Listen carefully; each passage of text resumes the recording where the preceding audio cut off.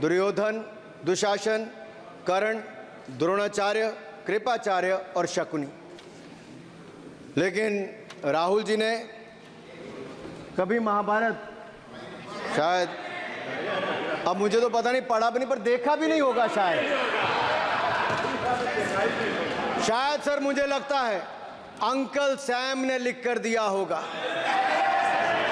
Uncle Soros ने लिख के दिया होगा, कहीं से पर्ची बनकर आई होगी और कूल डूड बनने का प्रयास किया होगा। मैं इतना ही कहूंगा, कल जो चक्रव्यूह में फंसाने की बात कर रहे थे वो कर्ण को करना कह रहे थे, कृपाचार्य जी को कृपचाय बोल रहे थे। चलिए छोड़िए उसको।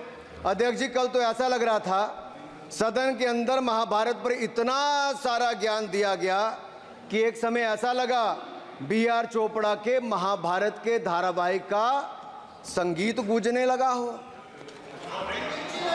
और कहीं ना कहीं उन्होंने एक बार महाभारत पढ़ने के लिए फिर प्रेरित किया। मगर इस बार महाभारत पर मैंने एक नई पुस्तक पढ़ी जो उनकी पार्टी के विद्वान सांसद, जो इस सदन के सदस्य भी हैं, उन्होंने लिखी है। और उस पुस्तक का नाम है the great Indian novel. Rahul ji को अगर महाभारत और चक्रव्यूह के विषय में विस्तृत जानकारी लेनी है तो अपने उस सांसद से वो संपर्क कर सकते हैं। और मैं बताऊंगा, शशि थरूर जी ने, शायद वही राहुल गांधी जी को बता दें या बताएंगे, नहीं तो मैं बता देता हूं कि आपने महाभारत और भारत के स्वतंत्रता संघर्ष को मिलाकर जो उपन्यास लिखा है उसके पात्र कौन कौन हैं। इस उपन्यास में धृतराष्ट्र के रूप में किस नेता को दिखाया गया है, कौरव किस पार्टी को कहा गया है, इस उपन्यास में प्रिय दुर्योधनी कौन है।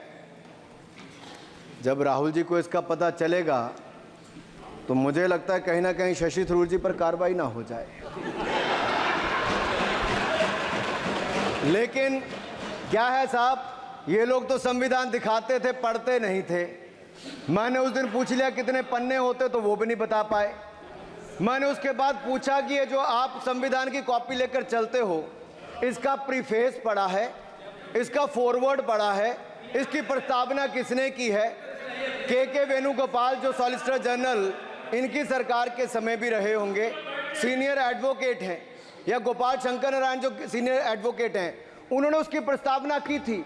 और प्रस्तावना में लिखा था कि कैसा काला अध्याय वो इमरजेंसी का समय था। और ये संविधान जो डॉक्टर BR अंबेडकर जी ने दिया, अगर ये नहीं दिया होता तो आम जनमानस को अपने अधिकारों का पता भी नहीं लगता। लेकिन इन्होंने तो उसको पढ़ा ही नहीं था, लेकिन केवल कॉपी दिखा रहे थे इतने दिनों से साहब। ऐसे ही महाभारत पर भी ऐसी हालत लग रही है। और मुझे लगता है, और नहीं तो गूगल दादा तो थे, इनसे पूछ लेते आप क्या करते हो साहब, साथ में कुछ बताया करो। सर, इस उपन्यास के, माननीय सभापति जी, इस उपन्यास के मुताबिक जिस पार्टी के सर्वे सर्वा आप हैं, उस उपन्यास के वही कौरव पार्टी है। मैं अपनी तसल्ली के लिए कुछ पंक्तियों को यहां उद्धृत कर देता हूं। मैं कोट कर रहा हूं सर, पेज नंबर 245 से। The India of which Dhritarashtra assumed the leadership on 15th August 1947 had just been through a cathartic process of regeneration, another stage in this endless cycle. अब 15 अगस्त 1947 को प्रधानमंत्री के रूप में मोदी जी तो नहीं थे, और ये कह रहे हैं कि जिन्होंने 15 अगस्त 1947 को उस समय वो सत्ता ली थी वो धृतराष्ट्र थे। तो धृतराष्ट्र किसको कहा गया? धृतराष्ट्र को किसको कहा गया?